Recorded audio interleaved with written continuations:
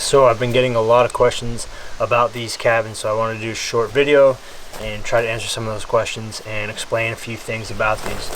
I don't own any of these cabins. These cabins are all part of the North Maine Woods. They're maintained as official campsites, and so they are open to the public, first come, first serve.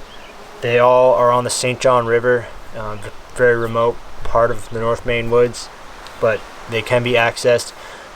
Primarily they're accessed by water and serve as campsites for canoeists coming through down the river in the spring, but you can access them through the woods. This particular cabin you can actually drive to on a very rough road, but you can get to them. If you want to go see a cabin, go visit it, go stay the night, you can get to them.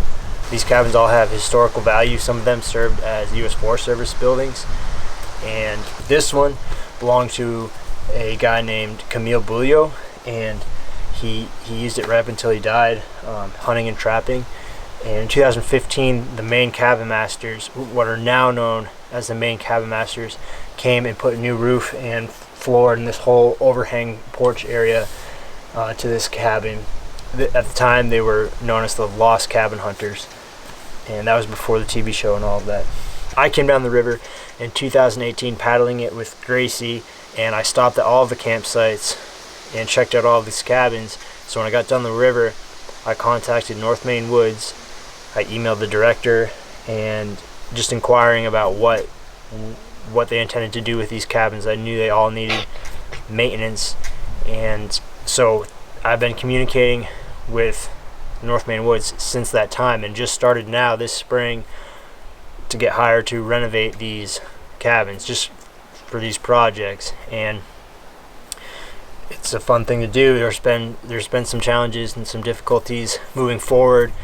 Not to get into too much detail, but the Ledge Rapids cabin, which was the original project we had in mind, which would be it really needs a total rebuild.